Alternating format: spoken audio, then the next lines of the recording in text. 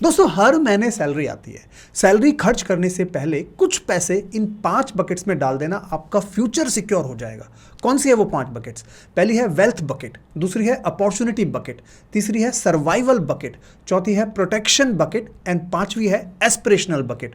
Don't worry, इन पांचों buckets को बारीकी से समझाने वाला हूं इस वीडियो में, और इस वीडियो में आपको 10 से भी ज्यादा डेटा बैक्ड इनसाइट्स देने वाला हूं। अगर आप मुझे नहीं जानते हैं तो मेरा नाम है राहुल जैन, मैं हूं एक SEBI registered research analyst. Channel पे अगर आप नए हैं तो चैनल को फटाफट से सब्सक्राइब करके नोटिफिकेशन बेल को प्रेस कर दीजिएगा। चलो वीडियो की शुरुआत करते हैं। पहली बकेट की बात करते हैं, वेल्थ बकेट। तो इस बकेट में हमें अपनी सैलरी का मिनिमम 20 से 25% हमें पार्क करना है। ओके, मान लीजिए आपकी सैलरी है 1 लाख रुपए, तो 25,000 रुपए आपको हर महीने इस बकेट में डालना है। ऐसा क्यों करेंगे? क्योंकि ये जो बकेट है ना, इससे हमारा पैसा ग्रो होगा और हमारे जो गोल्स हैं वो पूरे होंगे। फॉर एग्जाम्पल, बच्चों की शादी, बच्चों की पढ़ाई, हमारे रिटायरमेंट के लिए पैसा, घर अगर हमें बनाना है तो वो सारा पैसा इस वेल्थ बकेट से आने वाला है। और इस वेल्थ बकेट में रखा हुआ पैसा हमें अराउंड 12 to 15% एनुअल बेसिस पे ग्रो करना है। मान लो 25,000 रुपए पर मंथ हम इसमें डालते हैं, 12% से भी ग्रोथ अगर होती है, 20 साल के लिए हमारे पास वेल्थ बनेगी 2 करोड़ 30 लाख रुपीज की। और अगर 15% से ग्रो हो गया तो वेल्थ बनेगी हमारी 3 करोड़ 30 लाख रुपीज की। अब आपका नेचुरल क्वेश्चन होगा, राहुल 12 से 15% की ही रेंज आपने क्यों ली है? देखो, उसके दो मेन रीजन है। पहला रीजन तो यह कि हमारे देश में 4 से 5-6% की तो इन्फ्लेशन ही होती है, तो हमें इन्फ्लेशन को बीट करना है। दूसरा, हमारे इन्वेस्टमेंट पे टैक्सेस भी बहुत हैं, कहीं 10%, 12%, 15%, 20% के टैक्सेस लग जाते हैं। तो हमें एक तरफ इन्फ्लेशन से लड़ना है, दूसरी तरफ टैक्सेस से लड़ना है, जिससे कि हमारा पैसा ओवरऑल ग्रो कर पाए। ठीक है, अब 12 से 15% की रेंज मेरे हिसाब से इन्फ्लेशन को अच्छे से बीट कर लेता है और टैक्सेस को भी अच्छे से संभाल लेता है, और उसके बाद भी हमारा पैसा ग्रो कर जाता है। 15% से ज़्यादा इसलिए मैंने नहीं लिया कि उसके लिए हमें एक तो एडवांस स्किल्स चाहिए और हमारे पैसे में रिस्क बहुत ज़्यादा हो जाती है। कुछ ही लोग 15% से ज़्यादा रिटर्न्स जनरेट कर पाते हैं लॉन्ग टर्म में, इसीलिए मैंने 12 से 15% का कंफर्टेबल एक रेंज लेके चला है। अगेन, कोई गारंटी नहीं कि हम बना पाएंगे, लेकिन हमारा अटेम्प्ट ही होना चाहिए कि हम 12 से 15% एनुअल रिटर्न्स इस वेल्थ बकेट में रखे हुए पैसे को ग्रो कर पाएं। अब आपका नेचुरल क्वेश्चन होगा कि राहुल, इस वेल्थ बकेट में जो हमारा पैसा है, इसे हमें इन्वेस्ट कहां करना है? तो देखिए, इसके 5 ऑप्शंस हैं। पहला तो है डायरेक्ट स्टॉक्स में इन्वेस्टमेंट, दूसरा है म्यूचुअल फंड्स में इन्वेस्टमेंट, तीसरा है डेट इंस्ट्रूमेंट्स में इन्वेस्टमेंट, चौथा है गोल्ड एंड सिल्वर में इन्वेस्टमेंट एंड पांचवा है रियल एस्टेट या प्रॉपर्टीज में इन्वेस्टमेंट। अब इस वेल्थ बकेट के ना मैं आपको 5 गोल्डन रूल्स और थंब रूल्स देने वाला हूं, जो आपको हमेशा याद रखने, डेटा के साथ सिखाने वाला हूं। पहला थंब रूल है डाइवर्सिफिकेशन का। आप मेरे स्क्रीन पे डेटा देखिए, कैलेंडर ईयर 2010 से 2026 तक के रिटर्न्स हैं ईयरली। ओके, गोल्ड के रिटर्न्स, रियल एस्टेट के रिटर्न, इंडियन इक्विटी के रिटर्न, यूएस स्टॉक मार्केट के रिटर्न्स, डेट के रिटर्न्स। अब मैं आपको एग्जांपल के लिए 2010 की बात करूं तो गोल्ड ने 24.5% के रिटर्न दिए, नंबर 1 रिटर्न थे। रियल एस्टेट ने बहुत अच्छे रिटर्न्स दिए 24% के, Indian equity 19.2, US equity 10.9% and debt 4.7%। अब देखो 2026 में क्या हुआ?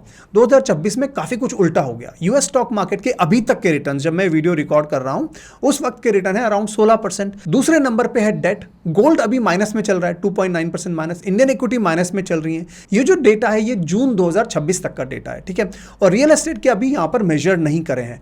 पॉइंट क्या है कि हर साल कौन सी एसेट क्लास में रिटर्न्स आएंगे ये कहना मुश्किल है। ठीक है, क्योंकि हर एसेट क्लास साइक्लिसिटी में होती है। इसका मतलब क्या है कि हमें हमारे वेल्थ बकेट में जो पैसा रखा हुआ है, इसको डाइवर्सिफाई करना है डिफरेंट एसेट क्लासेस में। ये हुआ रूल नंबर 1। रूल नंबर 2 इससे भी ज्यादा इंपॉर्टेंट है कि इन डिफरेंट एसेट क्लासेस में हमें एलोकेशन कितना रखना है, कितना परसेंट डेट में डालना है, कितना परसेंट इक्विटी में डालना है, कितना परसेंट गोल्ड में डालना है। तो एक स्टडी करी गई है, उस स्टडी में अगर 7 साल के रोलिंग रिटर्न्स की बात करें, एवरेज रोलिंग रिटर्न की बात करें, तो जो बेस्ट एलोकेशन निकल के आता है वो है 70% इक्विटी में, 15% डेट में एंड 15% गोल्ड में। ये जो कॉम्बिनेशन है ये 92% टाइम्स ऐसा इसने किया है कि 10% से ज़्यादा के एनुअल रिटर्न्स हमें दिए हैं। ठीक है, तो हमारा एलोकेशन, एक अच्छा एलोकेशन जिसको कहें, वो है 70% इक्विटी, 15% डेट एंड 15% गोल्ड। बाकी रियल एस्टेट का इसमें स्टडी नहीं है, तो वो हमें सेपरेट मैनेज करना पड़ेगा। अब रूल नंबर 3, अगर आप डायरेक्ट स्टॉक्स में इन्वेस्ट करते हैं तो सबसे इंपॉर्टेंट रूल जो आपको याद रखना है, minimum 5 years holding period of your stocks. मैं 5 साल स्टॉक्स को होल्ड करने के लिए क्यों बोलता हूं? ठीक है, उसके लिए मैंने एक स्टडी करी है। मैंने निफ्टी के 500 स्टॉक्स को स्टडी करा है पिछले 5 साल के लिए। ठीक है, तो 500 में से 400 स्टॉक्स ऐसे हैं जो पिछले 5 साल से लाइव हैं, लिस्टेड हैं। ओके। तो उन 400 स्टॉक्स की अगर रिटर्न्स की बात करें तो उनमें से केवल 59 स्टॉक्स ऐसे हैं जिन्होंने नेगेटिव रिटर्न्स दिए हैं पिछले 5 साल में, ओके। 341 स्टॉक्स, 341 स्टॉक्स ऐसे हैं जिन्होंने पॉजिटिव CAGR जनरेट किया है, प्रोवाइडेड आपने उनको 5 साल के लिए होल्ड करके रखा होगा। मतलब क्या है, 85% स्टॉक्स ने लास्ट 5 ईयर्स में पॉजिटिव रिटर्न्स जनरेट करे हैं, केवल 15% है जिन्होंने लॉस जनरेट करें। तो मतलब अगर हम प्रोबेबिलिटी से भी जाएं तो 85% चांसेस हैं पिछले 5 साल के डेटा के हिसाब से कि अगर आप स्टॉक्स को मिनिमम 5 साल के लिए होल्ड करो तो चांसेस हैं कि आपके रिटर्न्स बनेंगे। अगेन कोई गारंटी नहीं है, बट चांसेस या प्रोबेबिलिटी की बात यहाँ कर रहे हैं, ठीक है। जो ये मैंने स्टडी करी है, मैंने अपने यूट्यूब चैनल की कम्युनिटी पे पोस्ट किया था, इसको आप पढ़ भी सकते हैं, आप अपने स्क्रीन पे देख सकते हैं। Stock investing, direct stock investing एक पेशेंस का गेम है। 5 साल का मिनिमम होल्डिंग ड्यूरेशन आपका होना ही चाहिए, ये थंब रूल अपने को याद रखना है। अब आता है चौथा थंब रूल जो कि म्यूचुअल फंड इन्वेस्टर्स के लिए है। म्यूचुअल फंड्स में जब भी इन्वेस्ट करें तो पिछले 3 साल, 2 साल, 1 साल के पॉइंट टू पॉइंट रिटर्न्स को नहीं देखना है। आप मेरे स्क्रीन पे डेटा देखिए, इसमें स्टडी करी गई है। मान लीजिए कुछ म्यूचुअल फंड्स हैं 2020 से 2022, मतलब 3 साल तक के लिए अगर कोई म्यूचुअल फंड नंबर 1 रहा है तो अगले 3 साल उसका क्या हाल हुआ है। 2023 से 2025 के बीच में सेम म्यूचुअल फंड पहले स्थान से स्लिप होके 56 रैंक पे पहुंच गया। अगर सेकंड नंबर का जो रैंक का म्यूचुअल फंड था वो 202 रैंक पे पहुंच गया। आप ये डेटा मेरे स्क्रीन पे देख सकते हैं और आपको पता लगेगा कि मैक्सिमम म्यूचुअल फंड्स जिन्होंने 3 साल में टॉप 30 में जिनकी रैंक थी वो अगले 3 साल में टॉप 30 में नहीं है। ज्यादातर म्यूचुअल फंड्स आप देख सकते हो, 3rd रैंक वाला 175 पे पहुंच गया, 4th रैंक वाला 189 पे पहुंच गया। आप इस तरह से डेटा देख सकते हैं। ये स्टडी करी गई है कि म्यूचुअल फंड्स में कभी भी पास्ट के 1 या 2 या 3 साल के रिटर्न्स को नहीं देखना है। हमें देखना क्या है, average rolling returns, minimum 3 years के एवरेज रोलिंग रिटर्न देखने हैं, वो भी 20 साल के डेटा के या 15 साल के डेटा के या 10 साल के डेटा के, जिससे हमें कंसिस्टेंट म्यूचुअल फंड्स पिक करें और हमारे वेल्थ बकेट में वो म्यूचुअल फंड्स रहें जो लॉन्ग टर्म में अच्छा परफॉर्मेंस दें। 5वां थंब रूल मैं आपको देने वाला हूं गोल्ड एंड सिल्वर रेशियो को लेकर। बहुत इंपॉर्टेंट रेशियो है, आपने इसके बारे में सुना भी होगा। अभी ये रेशियो क्या चल रहा है जब मैं वीडियो रिकॉर्ड कर रहा हूं जुलाई 2026 में, तकरीबन 70:1। मतलब क्या है कि 70 आउंसेस ऑफ सिल्वर की आपको जरूरत पड़ेगी अगर आप 1 आउंस गोल्ड खरीदना चाहते हैं, ठीक है। गोल्ड और सिल्वर का रिलेटिव वैल्यूएशन ये आपको बताता है, 70:1 अभी रेशियो है, ठीक है। अब इसको पढ़ें कैसे, समझें कैसे, तो ये आप चार्ट देखिए 1950 से अगर हम अब तक का देखें गोल्ड सिल्वर का रेशियो कैसे मूव किया है। एवरेज रेशियो अराउंड 60-65 के आसपास रहा। ये जो रेड लाइन दिखाई दे रही है ये एवरेज है, ठीक है। और अगर ये रेशियो 40 से कम हो जाता है तो इसका मतलब क्या है, गोल्ड चीप हो गया है बजाय सिल्वर के, ओके। और अगर ये रेशियो 100 के आसपास पहुंच जाता है तो इसका मतलब क्या है, सिल्वर चीप हो गया एज कंपेयर टू गोल्ड। जब भी आप सिल्वर खरीदें या गोल्ड खरीदें इस रेशियो को जरूर चेक कर लीजिएगा। अभी 70 के आसपास है तो इसका मतलब क्या है, थोड़ा सिल्वर का प्रेफरेंस ज्यादा होना चाहिए एज कंपेयर टू गोल्ड। ये बहुत इंपॉर्टेंट लॉजिक है जो अपनी गोल्ड और सिल्वर की स्ट्रैटेजी में आपको जरूर यूज करना है। अगर आपको अपनी वेल्थ बकेट को अच्छे से ग्रो करना है तो मैं आपको 3 वीडियोस रिकमेंड करूंगा जो आपको देखनी है। पहली, अच्छे म्यूचुअल फंड्स की मेरी वीडियो है, इसी यूट्यूब चैनल पे, इसको जरूर देख लेना। आपको इससे समझ में आ जाएगा कि अच्छे म्यूचुअल फंड्स को कैसे चूज करना है। दूसरी वीडियो जो मैंने क्रिएट करी है वो SIP का सही तरीका, 1.3 मिलियन व्यूज इस पे ऑलरेडी हो चुके हैं। आप इस वीडियो को जरूर जाके देखिएगा, आपको SIP का सही तरीका समझ में आएगा। और तीसरी वीडियो है, अगर आप स्टॉक्स में इन्वेस्ट करते हैं, डायरेक्ट स्टॉक्स में इन्वेस्ट करते हैं, तो ये वीडियो मेरे इंग्लिश चैनल पे, इसको जरूर देख लीजिएगा। इसमें कैसे 2030 के लिए एक अच्छा पोर्टफोलियो आप बना सकते हैं स्टॉक्स का, उसके कॉन्सेप्ट्स को मैंने अच्छे से समझाया है। तो वेल्थ बकेट के लिए आपको इतना ही करना है, ये रूल्स याद रखने हैं, इन 3-4 वीडियोस को जाके देखना है और ओवरऑल आपको ये मेक श्योर करना है कि अराउंड 25% अपनी सैलरी का आप वेल्थ बकेट में पार्क कर दें। आपका फ्यूचर सिक्योर हो जाएगा फाइनेंशियली अगर आप ये कंटिन्यूसली कंसिस्टेंटली करते हैं। तो ये हुआ पहली बकेट, वेल्थ बकेट। अब चलते हैं दूसरी बकेट की तरफ। इससे पहले दूसरी बकेट की तरफ जाऊं, अगर वीडियो अब तक पसंद आ रहा है तो लाइक कर दीजिएगा, कमेंट्स में थैंक यू लिख दीजिएगा और इस चैनल को सब्सक्राइब कर लीजिएगा। अब चलते हैं दूसरी बकेट जो है अपॉर्चुनिटी बकेट। अपॉर्चुनिटी बकेट का मतलब क्या है, बहुत सिंपल है, 5 से 10% ऑफ योर सैलरी आप अपॉर्चुनिटी बकेट में रखें। क्यों रखें? क्योंकि जब भी किसी भी एसेट क्लास में अच्छी खासी गिरावट होना तो वो मौका होता है खरीदने का। मैं लाइव एग्जांपल दे देता हूं। मार्च 2026 के एंड में इंडियन स्टॉक मार्केट में बॉटम बना था जब US ईरान का वॉर चालू हुआ था। बहुत ज़्यादा पैनिक था, हाहाकार था, ऑयल की प्राइसेस 120 पार कर गई, ये हो गया वो हो गया।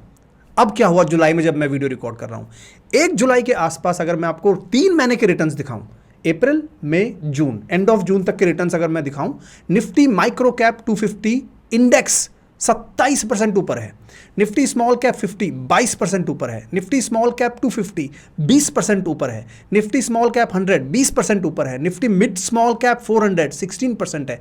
मैं आपको पूरी लिस्ट दिखा सकता हूं। पॉइंट ये नहीं है कि किस इंडेक्स ने कितने रिटर्न्स दिए हैं, पॉइंट ये है कि 3 महीने में 26% रिटर्न आए हैं। क्यों आए हैं? क्योंकि वहां पे बॉटम बना था, वो बहुत बढ़िया अपॉर्चुनिटी थी। इस चैनल पे मैंने उस वक्त भी स्क्रीम करके बोला था, ये चिल्ला चिल्ला के बोला था कि भाई ये बहुत बढ़िया मौका है। अभी भी मौका है इंडियन स्टॉक मार्केट में, मैं अभी भी पूरा बुलिश हूं इंडियन स्टॉक मार्केट को लेके। लेकिन फिर भी मैं आपसे ये कहूंगा कि अपनी अपॉर्चुनिटी बकेट को बनाएं, 5 से 10% ऑफ अपनी सैलरी उस अपॉर्चुनिटी बकेट में पार्क करें। अब आप मेरे को पूछोगे कि अपॉर्चुनिटी बकेट मतलब क्या है, इन्वेस्ट कहां करें हम? तो उसके लिए बहुत ही ज्यादा सिंपल रूल है, liquid mutual funds, liquid ETFs. 2 videos मैंने अपने चैनल पे क्रिएट करी हैं लिक्विड ईटीएफ्स के बारे में। अगर आपको लिक्विड ईटीएफ्स कंफर्टेबल लगते हैं तो वहां पे आप पार्क करें। लिक्विड म्यूचुअल फंड्स अगर आपको कंफर्टेबल लगते हैं तो वहां पार्क करें। यहां पर बहुत ज़्यादा रिटर्न्स नहीं बनेंगे शॉर्ट टर्म में। रिटर्न्स क्या होंगे? लिक्विड म्यूचुअल फंड्स के अभी रिटर्न चल रहे हैं 6% 7% मैक्सिमम, ठीक है।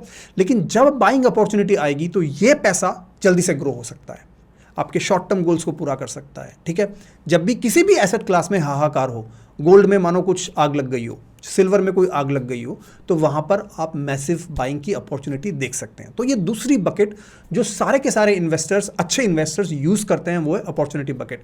म्यूचुअल फंड्स की लैंग्वेज में इसको कहें कि वो लोग कैश पे बैठे हुए हैं। क्यों बैठे हुए हैं? क्योंकि मार्केट गिरने का वेट कर रहे हैं। जब भी मार्केट गिरता है तो अच्छा खासा पैसा लगा देते हैं। तो ये हुई दूसरी बकेट, ठीक है। अब चलते हैं हमारी तीसरी बकेट की तरफ। तीसरी बकेट है सर्वाइवल बकेट, जो बहुत इंपॉर्टेंट है। ये बकेट ही ऐसी बकेट है जो आपकी वेल्थ बकेट को प्रोटेक्ट करके रखेगी, आपकी अपॉर्चुनिटी बकेट को प्रोटेक्ट करके रहेगी। क्योंकि मान लीजिए कोई अगर इमरजेंसी हो जाती है, फॉर एग्जांपल रिसेंटली मैं पढ़ रहा था इकोनॉमिक टाइम्स में, किसी को 5 लाख रुपए की मेडिकल इमरजेंसी हुई और उस चक्कर में वो 15 लाख के डेट ट्रैप में फंस गए। होता क्या है कि जब भी कोई इमरजेंसी आती है, कोई सरप्राइज होता है लाइफ में, तो हम क्या करते हैं, हमारी वेल्थ बकेट से पैसा विड्रॉ कर लेते हैं, हमारी अपॉर्चुनिटी बकेट से पैसा विड्रॉ कर लेते हैं, म्यूचुअल फंड्स को ब्रेक कर देते हैं, हमारी लॉन्ग टर्म कंपाउंडिंग को रोक लेते हैं। उससे होता है कि हमारा सारा फाइनेंस का जो प्लान होता है ना, वो it goes for a toss. वो हमें नहीं करना है। इसीलिए सर्वाइवल बकेट को शुरू से ही बना के चलना है। और हमारी सर्वाइवल बकेट का ना गोल बहुत सिंपल है, हमारा पैसा सेफ रहना चाहिए, जिससे कि हमें जब भी जरूरत पड़े वो पैसा वहां पे रहे। और दूसरी बात, इस बकेट में रखा हुआ पैसा हमारी इन्फ्लेशन को बीट कर जाए, बस उतना ही हमारा गोल है। यहां पर हमें ये नहीं कि 15% रिटर्न बनाने हैं कि 12% रिटर्न बनाने हैं।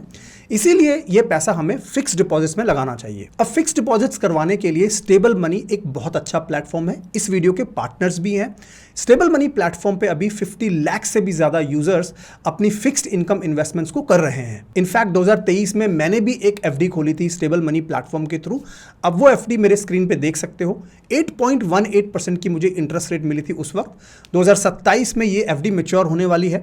ये एफडी अभी भी मैं स्टेबल मनी प्लेटफॉर्म पे जाके इसको मैं मैनेज कर सकता हूं। And now this brings me to another point that fixed deposit भी ना 2 तरह की होती हैं। एक तो जो मेन स्ट्रीम बैंक्स होती हैं, आईसीआईसीआई बैंक है, एसबीआई बैंक है, एचडीएफसी बैंक है, इन बैंक्स की। दूसरी एफडीज होती हैं जो स्मॉल फाइनेंस बैंक्स इशू करती हैं। अब देखो, स्मॉल फाइनेंस बैंक्स की टिपिकली इंटरेस्ट रेट थोड़ी सी ज़्यादा होती है, इनमें थोड़ी सी रिस्क भी ज़्यादा होती है।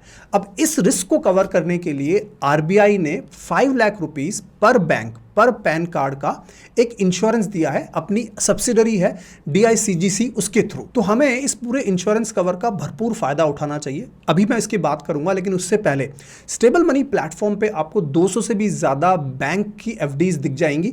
उनके इंटरेस्ट रेट्स को आप बहुत ही इजीली क्विक क्लिक्स में कंपेयर कर सकते हो। और अभी स्टेबल मनी प्लेटफॉर्म पे 8.5% तक का इंटरेस्ट रेट मिल रहा है, जो कि हाईएस्ट है इंडिया में। अब आपका क्वेश्चन होगा कि राहुल, मान लीजिए कभी किसी वक्त कोई बैंक ज्यादा इंटरेस्ट रेट दे रही है, तो क्या हर बैंक में मैं अपना बैंक अकाउंट खुलवाने बैठूंगा? एग्जैक्टली वो आपको नहीं करना है, बिकॉज स्टेबल मनी प्लेटफॉर्म में जिस भी बैंक की आप एफडी करेंगे, वहां पे आपको बैंक अकाउंट नहीं खुलवाने की जरूरत है। इनफैक्ट होता क्या है कि आप स्टेबल मनी प्लेटफॉर्म के थ्रू अपनी एफडी बुक कर सकते हो, आपको बैंक अकाउंट खोलने की जरूरत ही नहीं है। एग्जाम्पल के लिए मानो आपको श्रीराम फाइनेंस बैंक में एफडी करनी है, तो आप स्टेबल मनी प्लेटफॉर्म पे जाइए, श्रीराम फाइनेंस बैंक की एफडी खोलिए। आपको श्रीराम फाइनेंस बैंक के साथ कोई भी खाता खोलने की जरूरत नहीं है। इनफैक्ट पूरा के पूरा प्रोसेस स्टेबल मनी प्लेटफॉर्म पे हो जाएगा।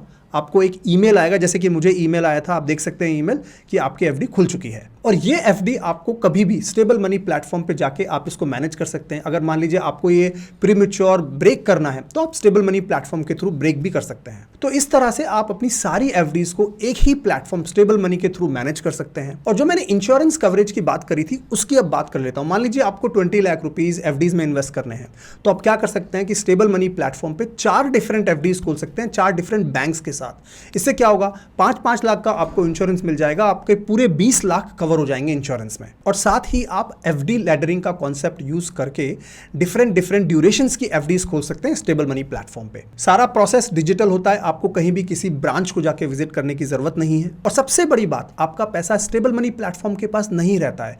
जैसे ही आप एफडी खोलते हैं आपका पैसा बैंक में चला जाता है। स्टेबल मनी प्लेटफॉर्म पे आप आरडीज भी कर सकते हैं। अगर आपको हर मंथ रिकरिंग डिपॉजिट्स खोलने हैं तो वो फैसिलिटी भी यहां पर अवेलेबल है। स्टेबल मनी का लिंक भी इस वीडियो के डिस्क्रिप्शन और पिन कमेंट में मैंने डाल दिया है। अब चलते हैं चौथी बकेट की तरफ। चौथी बकेट है प्रोटेक्शन बकेट, यानी insurance. Health insurance and life और टर्म इंश्योरेंस बहुत ज़रूरी है। वेल्थ बकेट बनाने से पहले, अपॉर्चुनिटी बकेट बनाने से पहले और सर्वाइवल बकेट बनाने से पहले इंश्योरेंस होना बहुत ज़रूरी है। अभी मैंने रिसेंटली अपने ही हिंदी चैनल पे ये वीडियो क्रिएट करी थी जिसमें मैंने 3 अच्छी हेल्थ इंश्योरेंस पॉलिसीज़ का डिस्कशन किया है, उनका कंपैरिजन किया है। अब इसमें से कोई भी पॉलिसी मेरी रिकमेंडेशन नहीं है, लेकिन इन 3 पॉलिसीज़ को मैंने क्यों शॉर्टलिस्ट करा वो मैंने इस वीडियो में एक्सप्लेन करा है। कुछ बहुत अच्छे फीचर्स हैं इन तीनों ही पॉलिसीज़ में, जैसे कि अनलिमिटेड रेस्टोरेशन हो जाता है, कोई भी रूम रेंट लिमिट नहीं है, कोई भी कोपे नहीं है, कोई भी डिजीज़ सब लिमिट नहीं है। और इन तीनों पॉलिसीज़ में कुछ अच्छे फीचर्स भी हैं, कुछ अच्छे यूनिक फीचर्स भी हैं जो कि मैंने इस वीडियो में एक्सप्लेन करा है। यहाँ पर डिटेल नहीं करूँगा, मैं इतना ही कहूँगा कि अगर आपने अभी तक भी हेल्थ इंश्योरेंस या टर्म इंश्योरेंस नहीं लिया है तो it is the first thing you need to do. अपनी वेल्थ बकेट बनाने से पहले, अपनी अपॉर्चुनिटी बकेट बनाने से पहले survival bucket and protection bucket, ये दोनों का होना बहुत ज़रूरी है। अब इसमें कितना इन्वेस्ट करना ये आपकी इंडिविजुअल सर्कमस्टेंसेस पे होगा। आप फैमिली फ्लोटर प्लान लेना चाहते हैं या खुद के लिए प्लान लेना चाहते हैं, वो सब आपकी इंडिविजुअल सर्कमस्टेंसेस के बेसिस पे होगा। तो इसमें यह कहना बड़ा मुश्किल है कि आपकी सैलरी का कितना परसेंटेज जाना चाहिए। एक कोई अच्छा सा ठीक ठाक हेल्थ इंश्योरेंस कवर 10 लाख रुपए का हो, ले लेना। टर्म इंश्योरेंस भी ज़रूर ले लेना, क्योंकि जब आप बूढ़े हो जाएंगे तो वो सारी पॉलिसीज़ का प्रीमियम बहुत ज़्यादा हो जाता है। तो जल्दी से जल्दी इन 2 पॉलिसीज़ को ले लेना, ये वीडियो ज़रूर देख लेना। 5वीं बकेट है aspirational bucket. What do I mean by aspirational bucket? बहुत ही सिंपल मीनिंग है। हर इंसान की लाइफ में कोई ना कोई एक ड्रीम होता है, कोई ना कोई एक एस्पिरेशन होती है जो हमें अचीव करनी होती है, ठीक है। चाहे वो फॉरेन टूर करना हो, वर्ल्ड टूर करना हो, या फिर अपना कोई हॉबी हो, फोटोग्राफी हो, या स्टूडियो कोई सेटअप करना हो, या फिर आपको लग्जरी कार चाहिए। जो भी आपकी एक ड्रीम है, जो आपको लगता है यार मुझे लाइफ में मरने से पहले ना एक बार ज़रूर करना है, वो भी इंपॉर्टेंट है कि उसके लिए भी हम मनी एलोकेट करें। वरना तो फिर क्या है ना, मनी हम अर्न करते रहेंगे और पूरी लाइफ निकल जाएगी जिम्मेदारियां करते करते, हम जिएंगे कब? तो उसके लिए भी थोड़े पैसे की एलोकेशन है। मेरे हिसाब से अपनी सैलरी का 5%, 4% जो आप निकाल के इस बकेट में डाल सकते हो, उसको भी डालना चालू करिए, क्योंकि एक बार तो ज़िंदगी जीनी है ना, तो उसके लिए हमें ये पैसा इकट्ठा करना है। अब इस पैसे को भी कहीं रिस्की इन्वेस्टमेंट में हम नहीं लगा सकते, क्योंकि ये पैसा हमें चाहिए, ज़रूरत है, ठीक है। तो मैं कहूँगा इसमें 2-3 तरह की कैटेगरीज हैं इन्वेस्टमेंट्स के लिए। पहली तो है हाइब्रिड म्यूचुअल फंड्स, ठीक है। अगर आपका जो एस्पिरेशन है या जो ड्रीम है अभी 5 साल दूर है, 6 साल दूर है, तो हाइब्रिड म्यूचुअल फंड्स बहुत एक अच्छा टूल होते हैं। Balance advantage fund for example, मैंने इसके ऊपर भी वीडियो बनाया अपने यूट्यूब चैनल पे, वो भी आप देख सकते हैं, ठीक है। दूसरा एक इसमें फिक्स डिपॉजिट भी है, आप वहाँ पर भी अपना पैसा पार्क कर सकते हैं। लेकिन स्टॉक्स में ये पैसा डालना मेरे हिसाब से कोई बहुत ज़्यादा वाइज डिसीजन नहीं होगा। वो सारा पैसा हमने ऑलरेडी वेल्थ वाली बकेट में डाला हुआ है, ठीक है। इसको हम सेफ रखेंगे, रिलेटिवली सेफ रखेंगे, ठीक ठाक रिटर्न्स इसके आ जाएं, 8%, 9%, 7%, 10% तक रिटर्न अगर आ जाएं तो हमारे लिए सफिशिएंट है। बैलेंस एडवांटेज फंड आप जाके एक्सप्लोर कर सकते हो। आर्बिट्राज फंड्स भी होते हैं, उनमें भी आपको थोड़ा सा टैक्सेशन का बेनिफिट मिल जाता है, वो भी आप जाके एक्सप्लोर कर सकते हो। But you can't go with like 100% equity based mutual funds या फिर फ्लेक्सी कैप और ये सारे जो म्यूचुअल फंड्स हैं, उनमें आप इसको नहीं डालना चाहिए मेरे हिसाब से पैसा। उसके लिए वेल्थ बकेट है जो आप चूज कर सकते हो। लेकिन एस्पिरेशंस का होना, ड्रीम्स का होना बहुत ज़रूरी है। उम्मीद करता हूं कि आपकी कोई ना कोई एस्पिरेशन होगी, कोई ना कोई ड्रीम होगी। Let me know in the comments अगर आप शेयर करना चाहते हैं तो। इस तरह से ये 5 बकेट्स बनी। ये पांचों बकेट्स में सैलरी आने से पहले, इनकम आने से पहले कुछ पैसा लग जाना चाहिए। ब्रॉड एलोकेशन मैंने आपको दिया है, फ्रेमवर्क 25% का, 20% का वेल्थ बकेट में फॉर एग्जांपल के लिए। इसका मतलब ये नहीं कि बहुत ही बटन डाउन है, आप अपनी सर्कमस्टेंसेस के हिसाब से इसको चेंज कर सकते हैं, ठीक है। ऐसा नहीं कि आपको इतना करना ही है, बट हाँ एक थंब रूल है कि 20-25% तो आपके पास वेल्थ बकेट में होना ही चाहिए, जिससे कि आप अपने गोल्स को पूरा कर पाएँ। स्टेबल मनी का लिंक मैंने नीचे दिया है। जितने भी यूट्यूब वीडियोस का मैंने जिक्र किया था उन सब के लिंक्स भी मैंने डिस्क्रिप्शन पिन कमेंट में दे दिए, जिससे कि आपको ढूंढने में आसानी रहेगी। आप इस वीडियो के डिस्क्रिप्शन या पिन कमेंट में जाके इन सारे लिंक्स को यूज़ कर सकते हैं। उम्मीद करता हूँ वीडियो पसंद आई होगी। सब्सक्राइब करके चैनल को अपना सपोर्ट दिखा दीजिएगा। मैं आपसे फिर मुलाकात करूँगा, तब तक के लिए जय हिंद, जय भारत।